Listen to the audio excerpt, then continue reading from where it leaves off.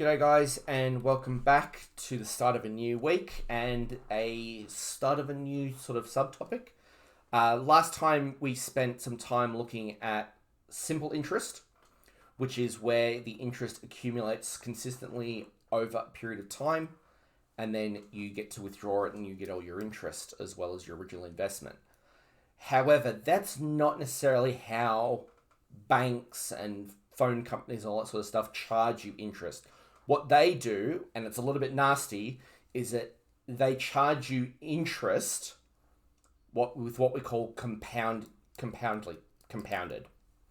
So what happens is they'll charge you interest, and then the next time they charge you interest, it's not on the original balance. It's on the amount plus the last lot of interest that went on it. So that in fact, in essence, they are charging you interest on your interest. So the way it works is, so for example, let's talk about, we have $1,000 and it's at 25% interest. That's something nice and easy for me to calculate. Now, if it was done with simple interest, after a year, then I would owe $1,250. All right, because that's 25% on top of the original amount. And then after the second year, it would be another $250. So I would owe $1,500. 3 years, $1,750. But under compound interest,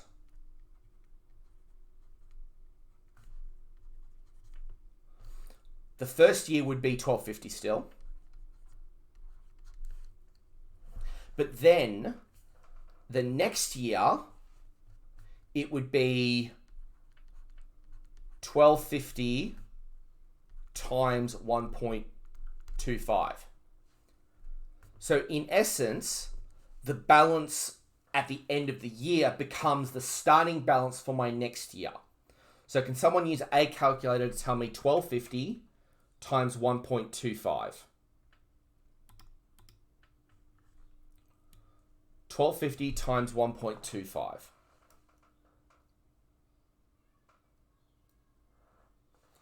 All right. So there you go. Someone's got that there for me. Yep. So I'll erase that. And it is $1,562.50. Now, going into the next year, they're going to charge me 25% of my year 2 balance.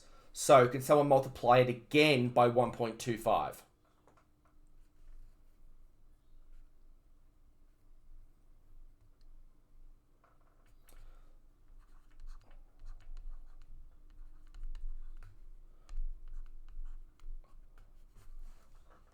So as you can see here,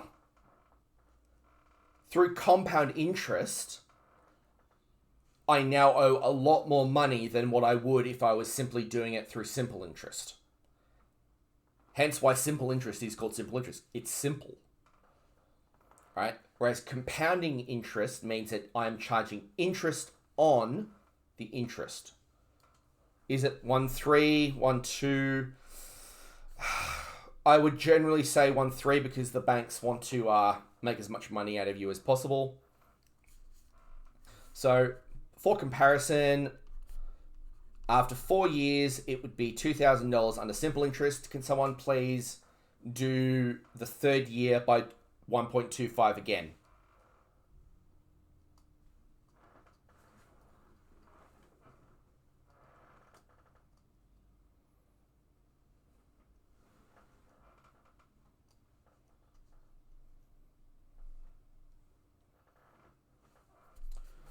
There we go. 2187.50.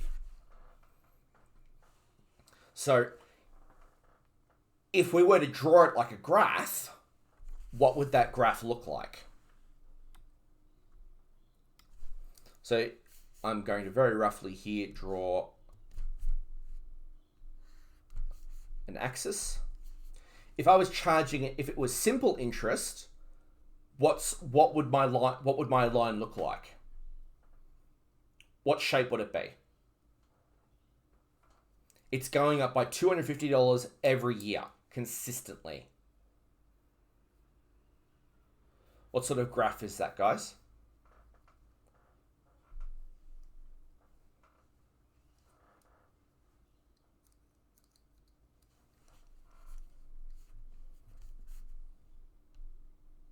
There we go, linear. It would repeat the same shape over and over again. It is linear, it has a consistent gradient. So in this case here, it would be, linear. It would be a straight line. Obviously, I can't draw a straight line. I've got this thing. But for compound interest, the graph would actually end up looking something very similar. Maybe not that extreme, of course.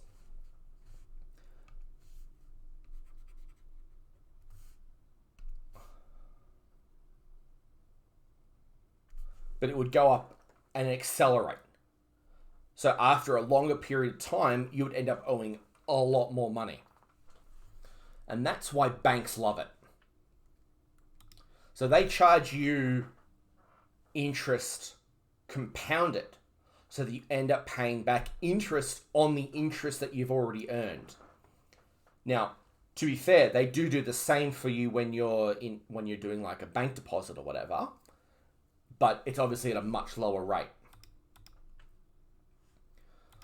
All right, so luckily there is a formula that we can use to graph our work out what the compound interest is going to be. All right, and it is a little different to the original one, because this one actually starts with A. So this is the compound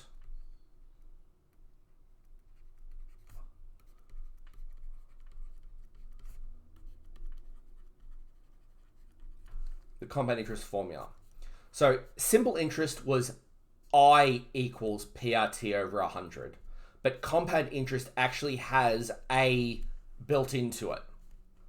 So A equals P bracket 1 plus R over 100, close bracket, to the power of T.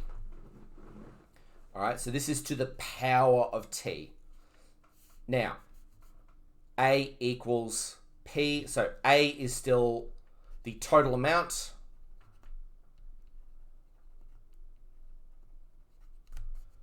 P is still your principal. And remember, your principal is your starting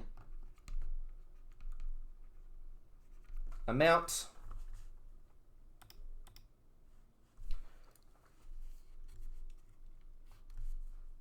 R is the interest rate.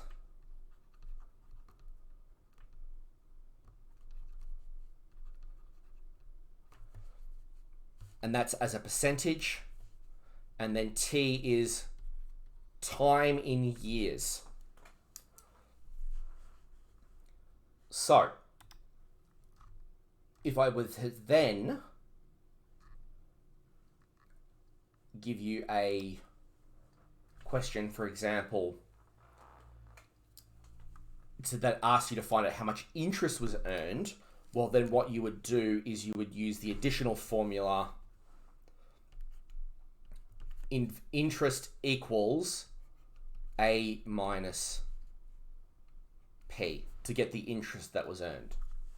So a question they might ask you is $3,500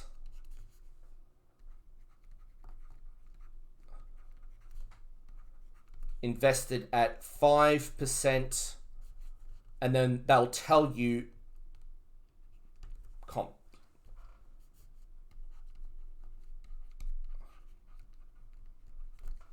for 5 years. What is the final value of that investment? So we break out our calculator. A equals 3,500, bracket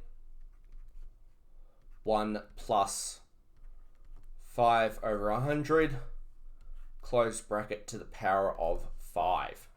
That's 5% for 5 years.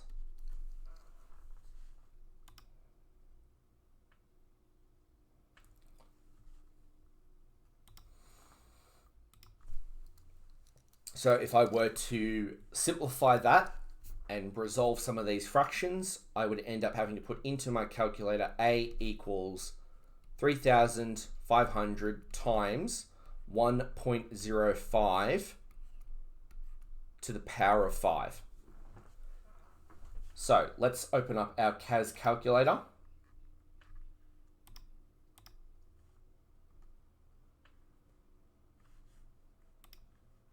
There it is on the screen. Beautiful. Clear away my methods work.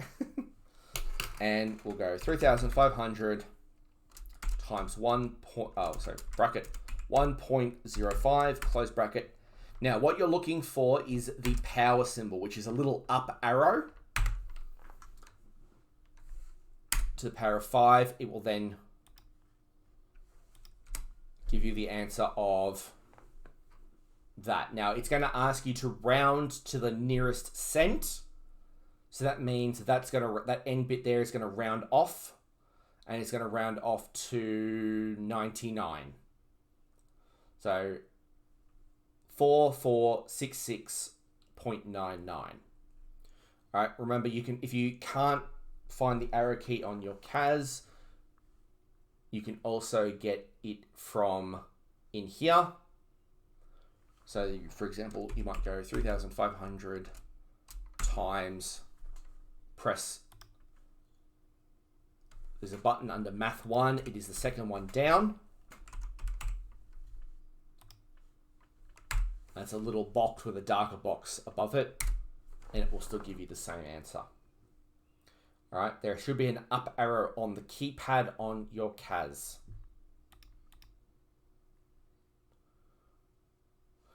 All right, if you don't have your CAS, then you will still need to use a different thing. If you give me a moment, I will find you a link to the emulator that I am using. It should be good for 90 days, by which point we should be back at school. Or you'll have had a chance to go to school and get it. All right. So the questions that you're going to get asked for finding these compound problems are not going to get much more complicated than filling in the basic formula. So if we get rid of that.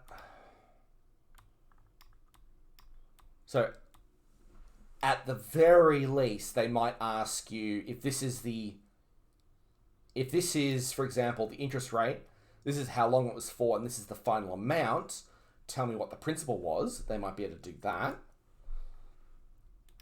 But in terms of, say, finding time, then that's going to be beyond the scope of what the study design looks for. All right, so this is all the explanations you need for 4D.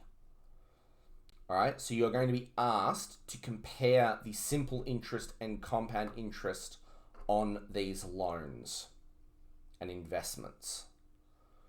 All right,